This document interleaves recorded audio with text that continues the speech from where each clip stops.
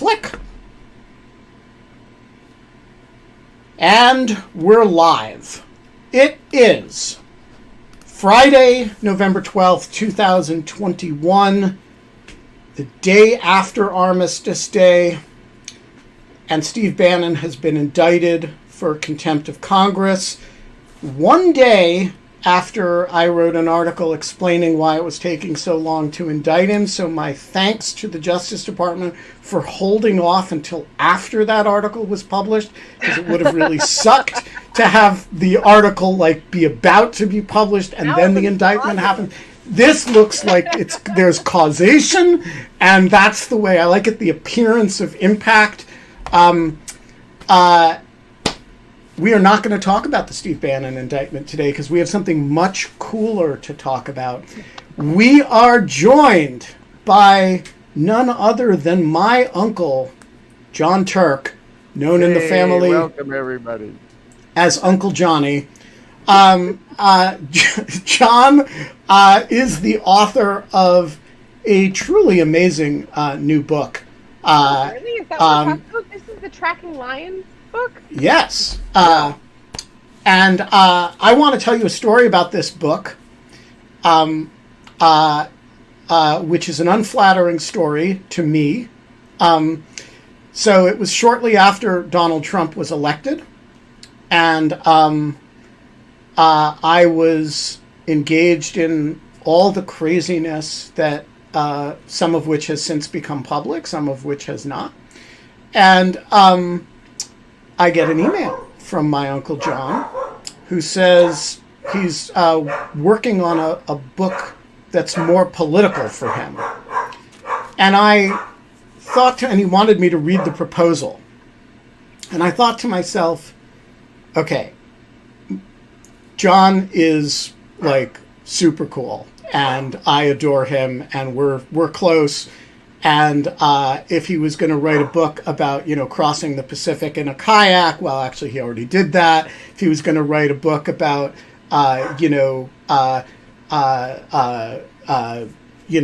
cold oceans, oh, he already did that. Or being healed by a shaman, 106-year-old shaman in Siberia, well, he already did that. All of that shit, I'm like, okay, I'm really excited about this. But John writing about politics just seemed like a category error.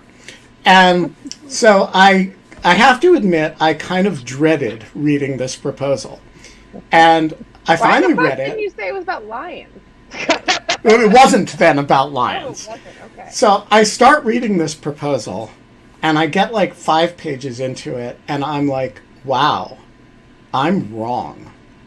This is really good and really interesting, and it's really about the tectonic plates of politics in a way that I've never thought about. And in the years since, the word tribalism has become a kind of buzzword of politics, and this is actually a project about tribalism. So by the time I get to the end of this proposal, I write John a super enthusiastic note about this idea, and I was totally pumped by it. And I'm completely delighted that the book, 5 years later, now actually exists, has been published in somewhat of a different form than originally proposed. So we are not allowed to have fun anymore, but we are allowed to have Tracking Lions. Can we also have a moment for the last time Jon Turk was on the show? We were so it was the third or fourth show, and you were just on audio. Yeah, it was just a phone call. Of you in my head. This is what Jon Turk actually looks like. So I want a Unabomb cabin in in Montana, and you only had a landline. That's kind of what I imagine. So I want to start with the question: what does Donald Trump, American political tribalism, have to do with counting lions in Kenya? Well, that's a long story. Okay, so we start out. I'm in Kenya, and it's my third day there, and all of a sudden, they ask me, a lion kills a cow in the local village, and they asked me to track the lion. What's going to happen if we find the lion? Somehow, because I'm working ostensibly with the Lion Conservation Project, we're supposed to convince this lion that it's a bad lion. It shouldn't eat cows. It's supposed to eat zebras. Have you ever tried to train a house cat not to kill sparrows? Anyway, that's a little aside the point. So we're tracking a lion, and they hand me a club, a wooden club. And they say, if this lion comes out of the bushes and starts running at you, when it gets arm's length away and it's just about to eat you, you're supposed to neutralize the lion with this club. Rungu. Neutralize, okay. Is that like a technical term? Well, like kill it. Kill it. Yeah. Supposed to kill the lion. And so they give me a lesson. When I grew up in kindergarten, they never taught me how to kill a lion with a club. I never learned it in high school or graduate school or anything. They give me a lesson on how to kill a lion with a club. And that was kind of funny. You know, I was amused by the whole thing. And then I'm out there and we're tracking this lion, and we're getting really close. The lion's really close. And all of a sudden I get really angry at these people to put me out there in this risky situation with only a club. And then I realized from my long life as an adventurer that anger isn't going to do me any good. Anger is my enemy. I have to embrace this situation. I have to be alert. I have to be here. I have to be present. I have to be totally in tune with nature. And then this glorious feeling comes about me. I'm in a wonderful situation. I'm also right near the Olduvai Gorge where humanity evolved. And I asked myself the question, how did humans survive on the savannah? We're slower than a lion. We have weak teeth and no claws, and we're weaker than a chimpanzee. We can't smell as well as a hyena. How did we survive? And the answer is that we almost didn't. We almost became extinct. About 70,000 years ago, the human species was on the downslide population-wise towards extinction. 2,000 people left on the planet. That's it. And we're headed out of here. Bad evolutionary experiment. And then all of a sudden, the population exploded.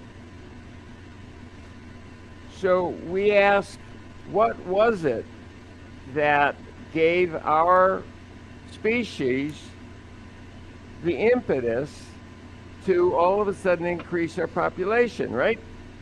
So the normal explanation that you would think people would come up with was that we invented tools more sophisticated than the rungu, a bow and arrow, throwing spears, atlatls, all that stuff. But that's not what happened. That's not what was in the archaeological record. What happened was that around 70,000 years ago, we started creating art. And once we started creating art, symbolic art, thinking about things that don't exist, our population exploded.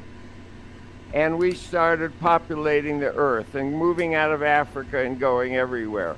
So that's an archaeological fact. So the question is, how did art, music, dance create this power to survive? And tools came later. Tools were a consequence of art. It's not that we invented tools and then we had the leisure to create art. That's not what happened. So the answer seems to be that human beings, we became tribal. We used the word that Ben just used, tribalism. We loved each other. We gained strength. We traded ideas around the campfire. We had each other's back. We protected each other, and so on. And we had the power to survive. What does this have to do with Donald Trump? That was your question. I seem to have gone off track, but I have not. So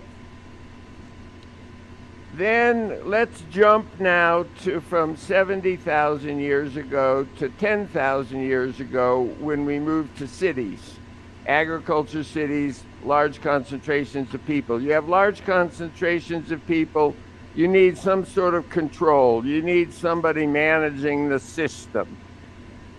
The little tribal thing where everybody gets together and holds hands and decides how to do it doesn't work. So you have a hierarchy, you have leaders. Leaders can be priests or political leaders or whatever, and they become the storytellers. So you go from the tribal storyteller bringing the stories together, little kids bouncing on their mother's knees and listening to the old man telling stories, now to the leader, the priest, the politician telling us stories. And very soon the politicians learn to tweak the stories to concentrate the power to them. And that's the trajectory that we're dealing with. And that's what my book deals with.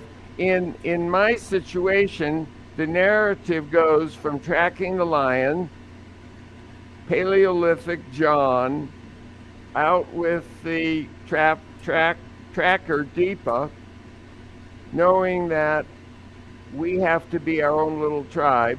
And then as my time in Kenya goes on, there's all this kinds of political turmoil. And there are guys out there now who want to kidnap me, cut off my head on Facebook and post it, a nice video on Facebook. Well, that's a little exaggeration. I don't know exactly what they wanted to do, but all of a sudden, later in my journey, later in the book, I'm tracking lions, and now everybody that I'm with has an AK-47, and we come across a lion track and we don't follow the lion track because we're on the warpath. And now I'm going through the jungle, not the jungle, the savannah on the warpath with AK-47s. And I have lived the 70,000 years of evolution from the tribal togetherness, the beauty of tribalism, to the situation where if somebody wants to kill me, they don't know me, man. I don't know anybody, any money. I haven't slept with anybody's wife or daughter. They want to kill me because they have a story in their head about me. And, you know, it's a simple jump to stop the steal and make America great again. I mean, these are just stories. And so, yeah, I don't know what the conclusion is. Well, I do know what the conclusion is, but let's go on with your questions, Ben. Kate, do you want to pick up? Yeah. There is so much that you have just described that has purchase in like various aspects of kind of some of the like the academic writing and the anthropological writings that I've read. Like, I don't know if you know this because I haven't read your book and I don't know what your training is, but like the story that you're telling of kind of the power and the rebirth of oral history and the power of it in creating tribalism is like almost like a stud Turkle kind of point. I don't know if you know him. He was like a writer and like an oral, like a person who talked a lot about oral history and like the power of oral history to kind of create a lot of these stories in local communities in particular, and the power of art and jazz and like dance and like metaphor. It's like a really great kind of like it's a really like it's a your point and your illustration is like really geniusly in tail with that. And kind of like, I think that you're completely correct. And the other thing that I would just say is like, I'm just like very moved by the story of kind of the amplification. You start with a stick and it goes to a gun. And that is like the story of an amplified tribe. Like that is like a tribe that like the amplification of the impact is so much greater from clubbing a lion to like wiping out an entire what is it that what is the term for a group of pride? A pride of lions. Right. Like, right, that you have like an AK-47, you can wipe out a whole tribe in a second from a distance.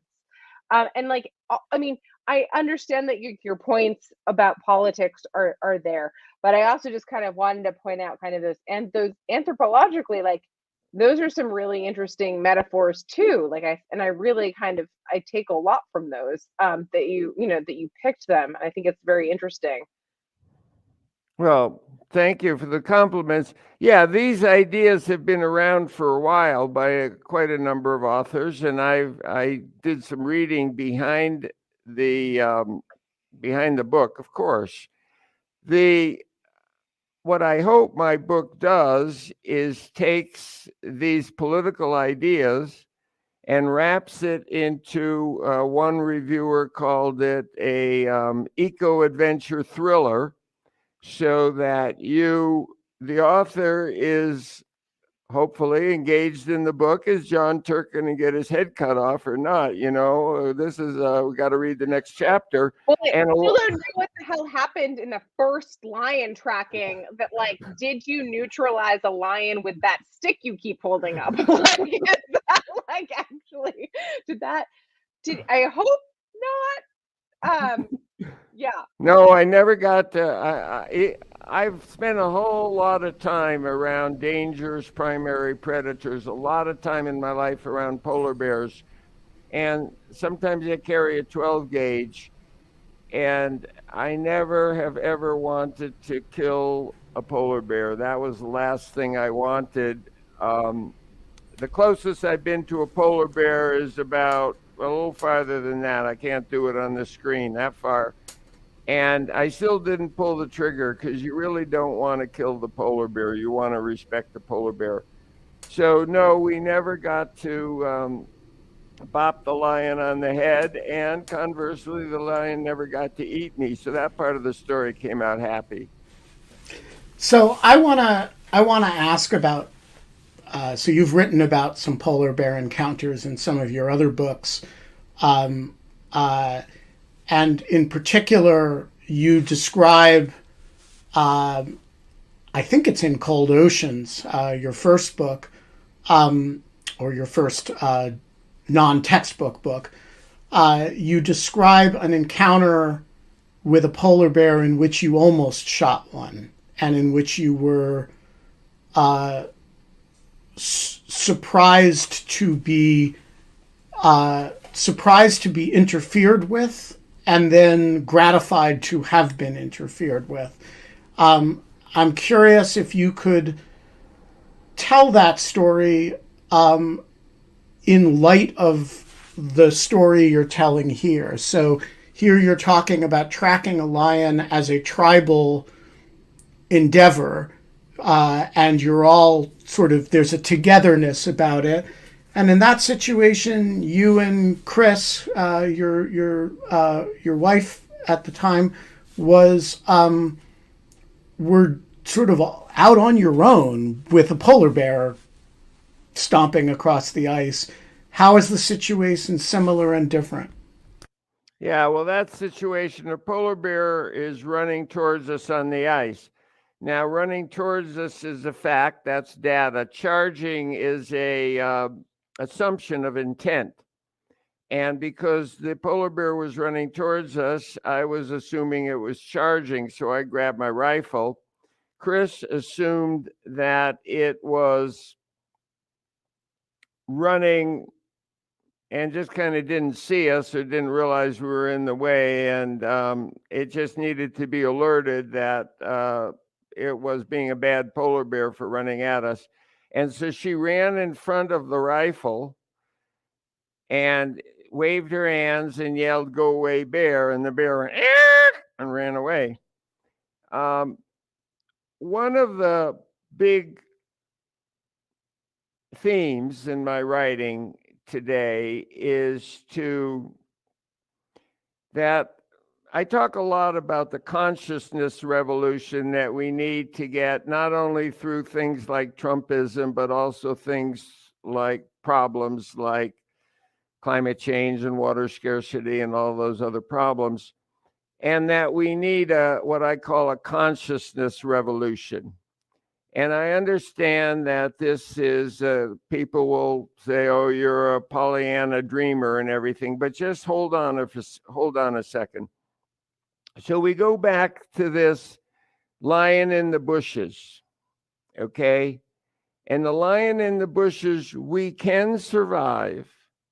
We have survived as a species with the lion in the bushes without the rifle.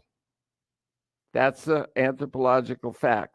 And to do that, we had to build a loving, caring, reciprocal relationship with the earth. And that worked. And I know every once in a while a lion or a polar bear will actually kill and eat a person. But you know what? I'll tell you a secret. Every once in a while, a gun will actually kill a person also. So the gun helps neutralize the lion, but also opens the other Pandora's box. So if you don't have the gun, then you treat all of nature with a different relationship than if you have the gun. So all of our tools, the bow and arrow, the atlatl, the gun, the atomic bomb, all these things that we've built up, the Anthropocene that we live in, all these tools are great and they work really fine, but they've got us into trouble. So I talk about a consciousness revolution. Where did this name come from? Where did this word come from? Well, I borrowed it. I was at a lecture with Paul Ehrlich, who wrote The Population Bomb back a long time ago, a senior research fellow at Stanford, and certainly not a woo-woo guy. He's a population biologist of the highest level. And he gave a talk and he said the current population is 7.5 billion people. But from a point of view of a population biologist, the population, the sustainable population is half that, 3 billion. And then he went on in his talk. And the next morning I was lucky enough to have coffee with him. And I said, Dr. Ehrlich, how are we going to get from 7.5 to 3.5 billion? You skipped that in your talk. And he said, we need a consciousness revolution. And I picked up on that, man. So look, go back to 70,000 years ago. We had the consciousness revolution to start creating art, to thinking about things that don't exist, to be storytellers, to dancing, to music. And that's what gave us our survival. Then we had the agricultural revolution, the industrial revolution, the computer revolution, and now, boom, we're here. And what I'm saying is that tools, technology, iPads, guns, all that stuff, modern medicine are wonderful. You know, I'm triply vaccinated. I'm a vaxxer. Absolutely, we go for it. But it hasn't been enough, and it isn't enough, and it's not going to be enough, that we need this consciousness revolution. So the metaphor of the lion, getting back to the lion or the polar bear, is that if you can face the lion without dominating the lion, then you're in a headspace where you can face nature without dominating nature. We don't need the bulldozer. We don't need all of that stuff. Yeah, I use bulldozers too, but we don't need them. And that starts our consciousness revolution. So in my mind, facing the lion with the club opened up the door to a different way of looking at the world.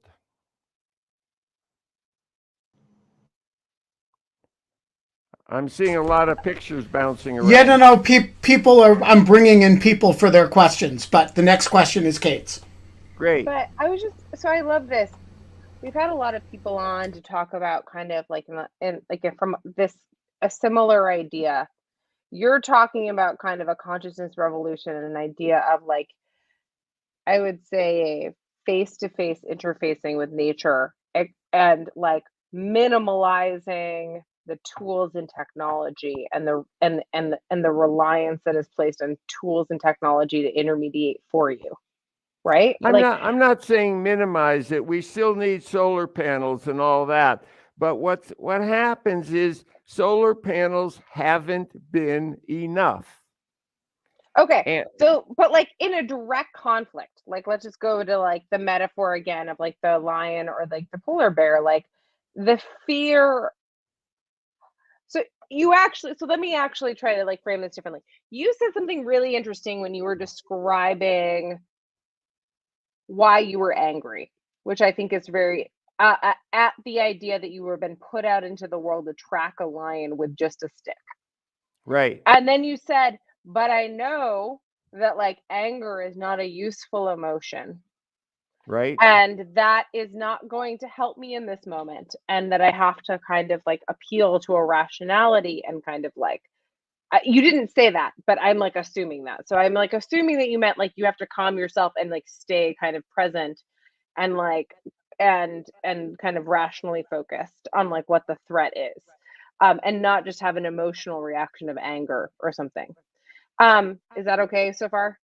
Yeah, you're doing great. Everything yeah, perfect. So no, so like there's like a couple of different frameworks for thinking of that. In philosophy, I guess like Stoics, the Stoics would say something like you're like don't overreact to things, approach it with this neutrality and this calmness, because we should just always be calm and kind of rationally thinking. Okay, that's like a nice theory. Cognitive scientists like Daniel Kahneman would say something like, you think fast and you think slow. You have an emotional reaction to something, but you have the power to pull it back and have a rational response to it. And like there's like variations on this and like across political science and everything else. I'm hearing kind of some of that in what you're saying. And what I think that I'm also hearing in kind of your gun versus stick analogy is like the closer those two things are together, like the least amount of harm that you can do from having the emotional reaction, like having a gun in your hand and being angry, to give you that time and space to like come to I'm not being dominated by this polar bear. This polar bear is just running at me. Like this polar bear just doesn't know what I am. Like coming to that is like the more that friction can be like kind of like given is like what we need more of in the world. Is that wrong, or am I misunderstanding? No, I get you. This is beautiful. Thank you, thank you, thank you. I'm going to take it one step further. You see, I agree with 100% everything you say, but now let's go one step further. We have climate change, okay? This is the lion charging out of the bushes, okay? And it's ripping down and it's charging. Blah, blah, blah, blah, blah, blah. Now, it's not going to help us to get angry, to get mad at that tribe or this tribe or that tribe, or get mad at the fact that, oh, I'm going to have to inconvenience myself by buying an electric solar panel or something like that. So as soon as that anger emotion comes up, I'm in a bad situation, so I'm going to get angry. As an adventurer, I'm giving a workshop tomorrow to take the headspace of an adventurer. So we evolved, evolution trained us to survive. Not trained us, but through the process of natural selection, evolution selects survival and having children and having those children be able to go on to the next generation. It does not select for being happy or groovy or enlightened or anything else like that. It absolutely does not. If you're nasty and you survive, your DNA is on the right track. Boom. So you ask. No, it's like, it's a wonderful point. Like, it's absolutely true. We are going to live a long time and likely be miserable, as it's looking right now. Like, but you see, the thing is, altruism, love, kindness, sacrifice did evolve also. Okay, that's the fact. And what I'm going to do in my workshop that I'm working on tomorrow is take the mindset of an adventurer. So you're on a rock wall, you're climbing a rock wall, and you're leading a difficult pitch, and your partner convinced you way back then not to take a number 2 cam, which is a device for protecting yourself, and you're up there and you really need a number 2 cam, and you could fall off and get hurt. Anger. No. And you learn very soon as an adventurer to stay alive. I mean, don't even like, you don't even need to have adventurer. Like, I just, like, with my partner, I'm like, you didn't anticipate that I would want to use that milk, and you put it away in the fridge. Like, why? Like, right. Why? Like, okay. Like, okay, let's simplify it to the milk in the fridge. But no, but I'm saying, like, I don't get mad about things like that anymore. Like, I just don't get mad about things like that ever. I'm like, you didn't mean to do this. You can't read my mind. Why would I expect you to? Like, you made a mistake. I make mistakes. These are mistakes that we all make. Like, that type of empathy is like, takes you a long way. Okay. But there are some people that do not act that way. There are some people that are angry at other people because of climate change. There are some people that get angry. And somehow we have to diffuse that. And that's what you learn as an adventurer. That's what you learn when you're tracking a lion with a stick. And that's what I talk about in the book. That's what the consciousness revolution is about. And that's what gave us our survival in hard times. And we are in hard times now, and we need the exact same consciousness revolution that we had 70,000 years ago. That's all we need. Okay. It's a big ask, though. We need a once every 70,000 year consciousness revolution, but that's all we need. You're talking about becoming more in touch with the feelings in your body, and like how they actually, like, the emotions and how they impact your body. And I mean, all these things. But, like, anyway, I'm totally for it. I'm trying to define it a little bit more precisely. So, John, the first time I ever saw a gun in somebody's house was in your house. And specifically hanging on the door of your bathroom in the house in Darby, Montana, there was a large hunting rifle. And I went in there and peed and turned around to open the door and was staring a gun in the face. And I have to say, it completely changed my understanding of what guns were. Because Jon Turk is not a violent person. He's not part of a gun culture. He's not, I understand. Like, you thought of guns before this moment as like a violence thing, like not as I had shot 22 rifles as a younger child at camp, and so I had some experience with guns. But I thought of like having guns in your house as a reflection of a cultural identity and a tribal kind of thing, and you do a certain amount of subsistence hunting.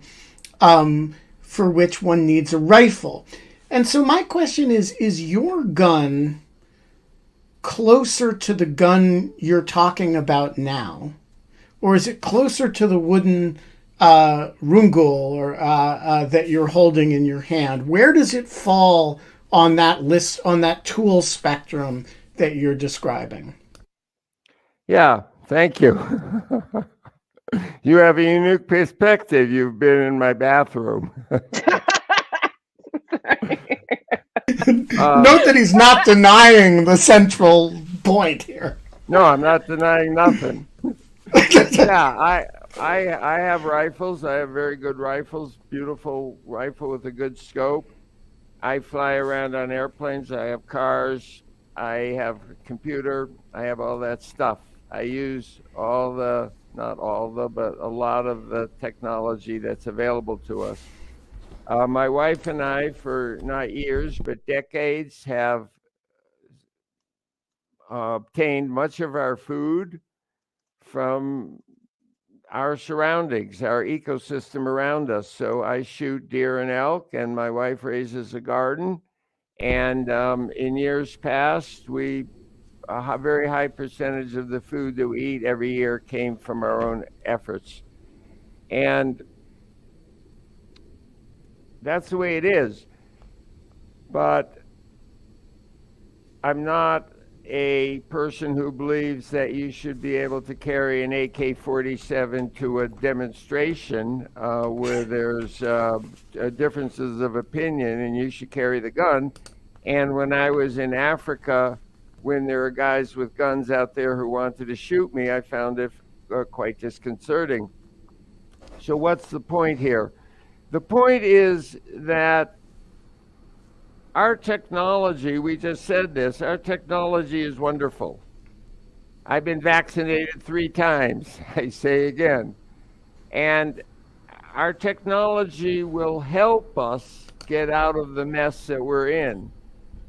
But our technology alone will not get us out of the mess we're in. We need our brain to use our technology and use it wisely, and that's what I'm trying to say. Did that answer? All right, yeah, very much so. I think it's the point that separates you from a lot of less nimble, angrier minds on this subject. Christopher, the floor is yours. Good evening, John. It's a pleasure and honor to talk with you. So you had a predecessor in adventurism, George Mallory, who supposedly said, when asked, "Why do you want to climb Mount Everest?" he answered, "Because it's there." And he may or not have been the first person to climb Mount Everest. You know, people still debate whether he made it. Obviously, he died on the mountain. I looked at your bio, and you had mentioned that you have numerous first ski descents of some mountains. And I wanted to ask you, in light of during the pandemic, a lot of the ski areas were closed. A lot of skiers got into backcountry or ski touring. You know, going out on a mountain without it being patrolled and without guides and safety stuff. So, in your calculus on which mountains to do first ski descents, what kind of factors went into that? And I'm especially interested in the environmental and ecological impact assessments. You know, there's a lot of tall mountains that are considered sacred mountains by indigenous tribes or people who live around there. So what is sort of like the calculus and sort of being the first person to make a ski descent of a potentially dangerous mountain, and to what extent did you have like environmental impact studies that influenced which mountains you would attempt because they're there, to use Mallory's phrase, and which ones you would just simply avoid being the Great. first? Thank you for that, Christopher. First of all, I personally disagree with Mallory. You climb a mountain or do a first ski descent, not to conquer the mountain, but to deal with the relationship inside yourself, To me, it's an inner game, not an outer game. So when you are climbing something or skiing something or doing something that is never done before, you are entering an unknown, and you are relying on yourself in a way that you don't have to rely on yourself as if there's a guidebook. And as for sacred mountains, man, there's lots of sacred mountains, and I totally respect indigenous people. I totally respect religious people. If they have a sacred mountain, it's a sacred mountain. Peace be with you, bro. And I'm not going to interfere on that at all, ever. But there are lots of mountains that are still left for adventuring. And climbing up and skiing down a mountain does not harm the environment. It's a game inside your own self. Yeah. Itamar, the floor is yours. Hi.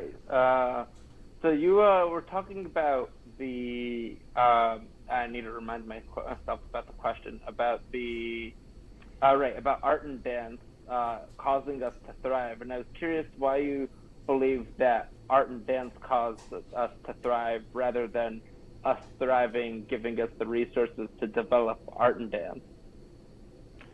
Well, it's just it's not what I believe. It's the data that the big brain, our brain evolved over a period of 5 million years. And the big brain is the brain is a very expensive metabolic organ. It uses 5 times the calories per gram of tissue that a muscle uses. So if evolution is going to select for a big brain, the big brain has to provide a evolutionary advantage in that generation. You don't grow a big brain so that 1 million years from now you're going to build a rocket ship. Evolution, natural selection doesn't work that way. So, or develop like domestic animals, or develop domestic agriculture techniques, which took a long period of time. Just, I think, to his point also, which is just that like those resources allowed for the growth of some of these things, but those were much longer in they couldn't be generational. Absolutely correct. So the big brain was growing, our brains were growing for a few million years before we developed sophisticated tools and weaponry. We had very simple tools, but not sophisticated tools. So it's an absolute fact that our big brain evolved before sophisticated tools. And back to that transition at 70,000 years ago, what we see in the anthropological record is art. And we don't see sophisticated napped arrowheads until later. So it's not what I believe, it's what is in the anthropological record, and that's wonderful. That's so wondrous to know that. Every time the school board tries to cut the art budget because we should be learning the reading, writing, and arithmetic, tell them, hey guys, you're on the wrong track because you're missing out on the key point. All right. Ev, who cannot come on screen, asks, I think, a key question that everybody's thinking about. Is one born a Jon Turk, or rather, does one become a Jon Turk? Was there a moment when you were a boring, normal human being and then decided you'd become someone who neutralizes lions with a stick? I don't think you decide to become a person who will chase a lion with a stick. I think you're born that. They tell me, my parents tell me, I don't remember this. We grew up in Brooklyn. Apparently there was a vacant lot, and my mother told me that as soon as I could walk, I would run away. and they would go to the vacant lot, and I would be walking through the tall weeds, and the weeds were higher than me, and they would see the weeds waving, and they'd know that's where I was. And I don't remember this, but somewhere in my brain, as this little toddler, I wanted to be in those weeds, wandering around, not knowing where I was and having an adventure. So I think I was born that way. Some of us are still in the weeds, John. What's that? I said some of us are still in the weeds. Well, good. Well, hopefully we're all in the weeds a little bit, because being in the know doesn't help us very much.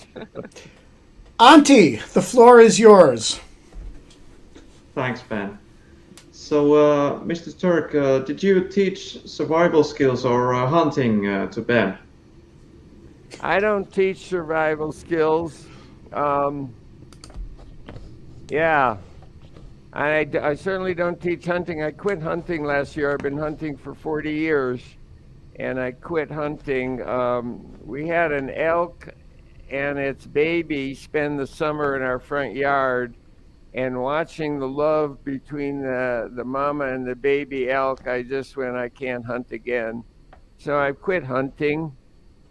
Teaching survival skills, yeah, I had a course. I was supposed to teach it, and I was supposed to teach winter camping survival. And I looked at the people and I said, well, don't get wet and don't do anything stupid. And then I didn't know what to say anymore, you know. But, you know, if you come to my house, I mean, we live this way. We live in the woods. We live in the deep woods. And, you know, you come to my house and we go for a walk, and it's kind of handy to know how to get home again after you go for a walk. So you look around, and this is your basic survival. So you pay attention. And survival skills is a lot of paying attention. I mean, I can teach you how to do this, that, or the other thing, but what's important is just being aware, not telling stories in your head. When you're out there, you be there. And it drives me absolutely nuts. You go for a hike with somebody and you're talking all day long. We were skiing someplace, and you know, I'm a backcountry skier in answer to the question before, and I ski avalanche slopes all the time. And we were climbing up, and some woman, it didn't have to be a woman, some person was talking, and she was yak, yak, yak, yak, and my friend Luke said, and Luke is my dear friend who was a professional bull rider before he became a backcountry skier, and he said, why don't you just shut up? Don't you know two things? One is John is half deaf and he doesn't hear you anyway. And the other, he doesn't want to talk to you. He's listening to the snow. He's talking to the snow. So just shut up. And I wouldn't have said it that way, but if we go to survival school, that's what I'll tell you. Tell me, you talk about this a little bit in the book, but what does it mean to talk to the snow? Oh. I mean, well, there's a discussion of it in the book. For those of you who don't know, backcountry skiing can be super dangerous. What does it mean to talk to snow? Yeah, okay, look what we got here, staying alive in avalanche terrain. Well, first of all, the snow will talk to you. And this is measurable with a decibel meter. What's important to stay alive in avalanche terrain, that's crazy that you have that book right there, is not to know what's happening on the surface of the snow, but what's happening underneath the snow. 30 centimeters, 50 centimeters, 1 meter under the snow. And how do you know what's happening under the snow? Well, the snow will talk to you. It makes sounds, subtle sounds, and like that. If the snow does that, the snow is talking to you. Now, when I say talk back to the snow, there's a bit of a hyperbole in there. I know the snow doesn't have ears and consciousness in the same way that a lion or a person has ears and consciousness. But when I say talk to the snow, it's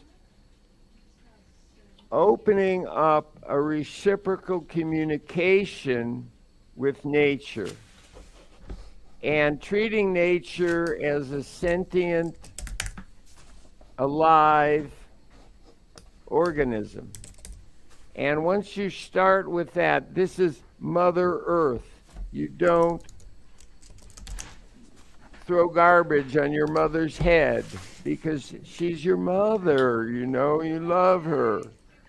And so when I say talk to rocks, talk to snow, that's the first step. Snow, good morning. How are you this morning? What do you have to tell me that will help me stay alive today? What happened to you last night, Mr. Snow? Was it cold? Did that cold change the crystal structure of your snow? And once you start talking to snow, rather than talking to your neighbor about blah, blah, blah, the last Facebook post, once you start talking to the snow, then you listen to the answer. And the answer tells you how to stay alive.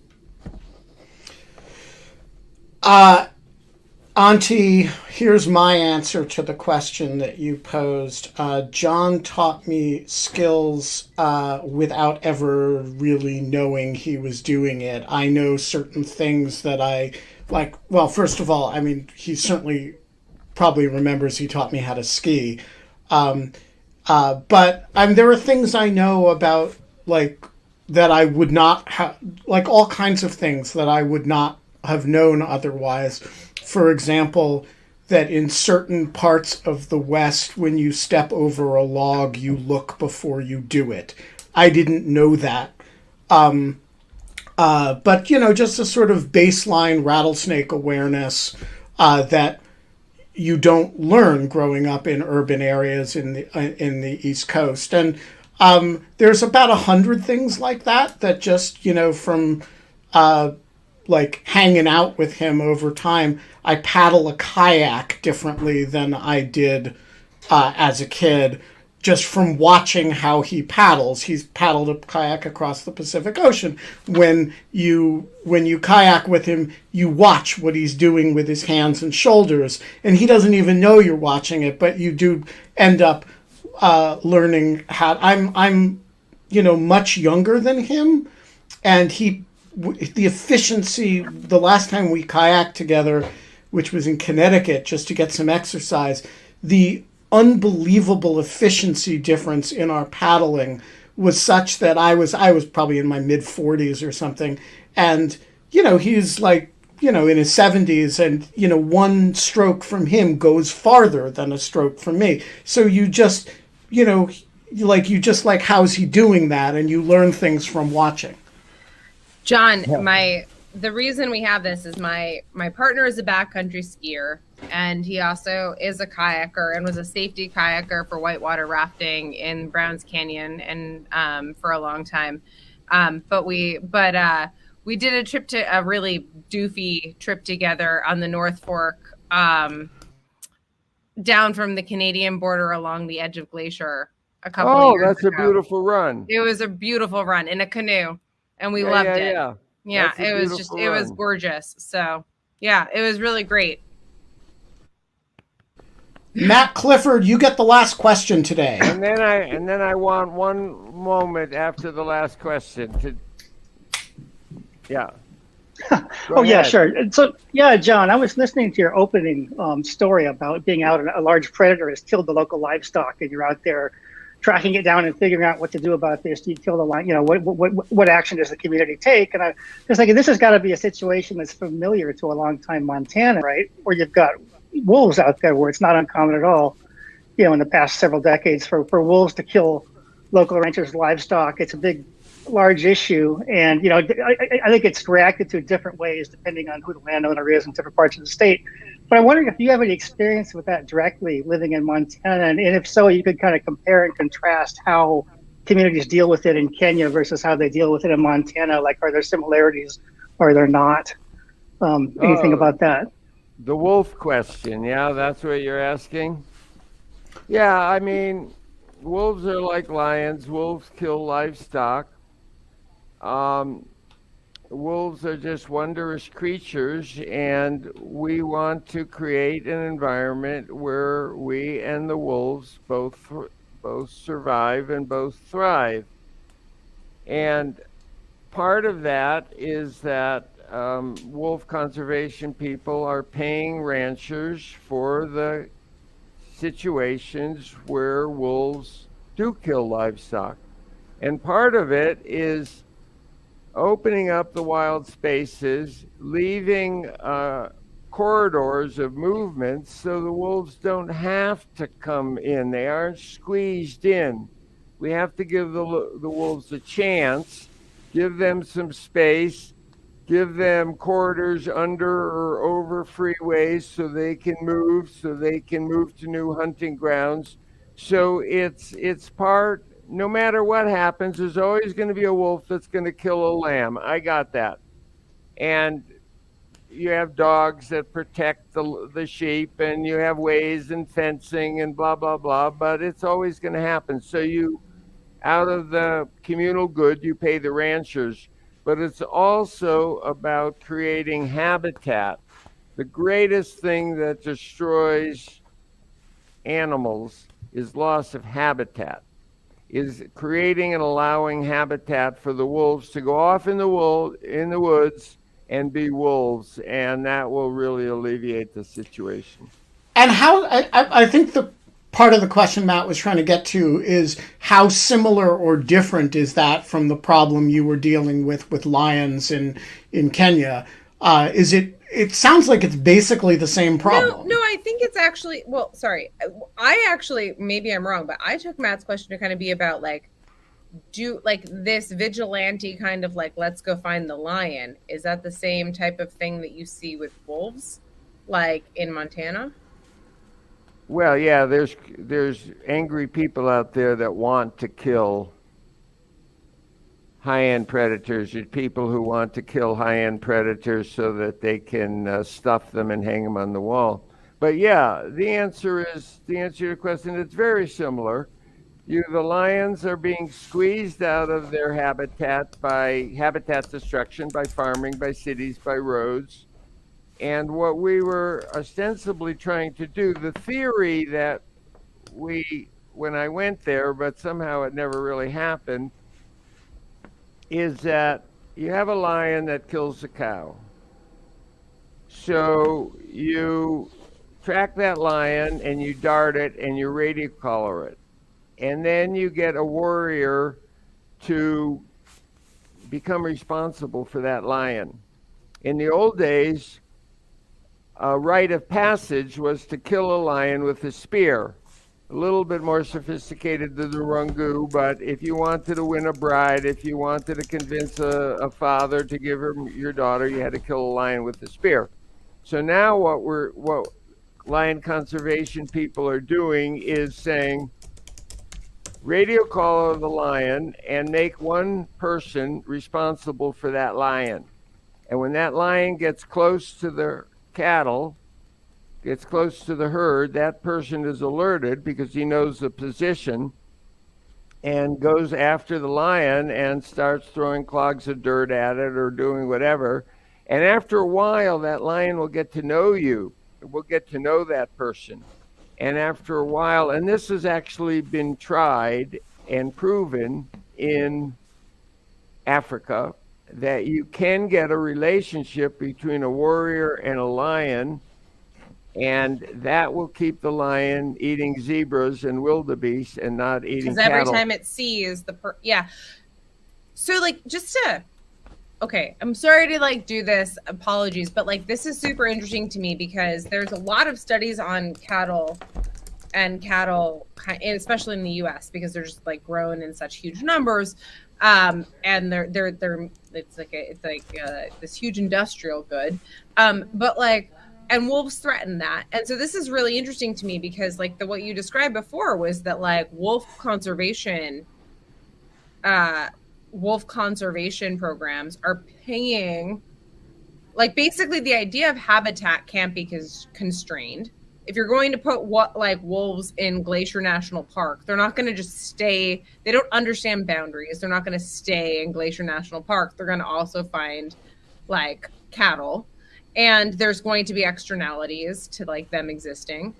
And so wolf conservation people pay cattle farmers for those externalities when they happen. And that's like a very economics solution to the problem, and seems both like fine, but I'm wondering how that plugs into the idea of like a consciousness mind of like, it seems so much closer to the solution you just described with lions and radio collars and technology, of one person assigned to one lion and having almost a relationship with that lion as kind of a dispute resolution mechanism, as opposed to just paying for the harm after it happens. Does that make sense? Yeah, I hadn't thought of this before because somehow I hadn't put the wolf problem and the lion problem together. But I think it would be a wonderful program if you have a wolf that has been identified as a livestock killer, to do this, radio collar it and get one active person to go build a relationship with that wolf. That would be wonderful. And wouldn't that be amazing? It would be amazing. I would do it in a heartbeat. I bet a lot of people would. You jump in your car and you go chase that wolf down. I mean, wolves are dogs. And I've had some really close relationships with wolves in my travels, and you treat it like a dog and you go, no, you got to go away, you know, and this is bad, and go into the woods. And this is the consciousness revolution. This is exactly what we have to start doing. We have to start building our friendship with this wolf and ending up with a better world for both the cows, the people, and the wolves. So yeah, let's do it. Yeah, let's do it. I'll come to Montana and live for 2 years and just like radio collar wolves and follow them around. You don't have to convince me. I'll come do it with you. All right, we have to wrap, but Jon has claimed a point of personal privilege, which we are going to honor. So, Jon, the floor is yours. I'm going to hold up my book upside down. Hang on, wait, get your face in there. Wait, hold on, because we're okay. Here we go. There it is. Here we go. All right, I'm going to don't go away yet. Move it a little bit towards your face. Good, we got it. And just encourage you to try this book out. I think it's a great read, and you'll enjoy it. And write me an email at john@jonturk.net, and let's have a dialogue. All right, I'm putting the email in the chat. The book is out. It is available. You should all buy it. Jon, you're a great American, great citizen of the world. You've been called a bad traveler in other worlds, but a great traveler in this world. I can't speak to the former point, but the latter point is certainly correct. And I love you very much, and it's great to see your face. We will be back on Monday, a bunch of hours and 55 minutes from now. Do we know who the guest is going to be, KK? No, but we do have we have someone that's coming in. We have Shane Harris on Thursday, so that's something to look forward to. And we have Aaron Przanowski, who is a property and IP lawyer, speaking about the right to repair your own goods and to be able to fix your own stuff. A thing very much under challenge these days by companies that pretend that the things that they sell you are merely licensed. Right, exactly. So it's tremendous. No, I like as a person, you think you own that phone, but you don't. Yeah. You merely have licensed the right to use it. He's also the co-author of a book called The End of Ownership, which is all about kind of like the end of like your ownership rights stuff. So anyways, he will be awesome. I really do promise that. He's going to be great. So. All right. We are, that's it for us. We are gone for the weekend. Kate, until we're back. We don't have fun anymore, but we have sticks and we have lions and we can like neutralize. Yeah. All right. Do that, people. We'll see you Monday. John, you were awesome. Nice.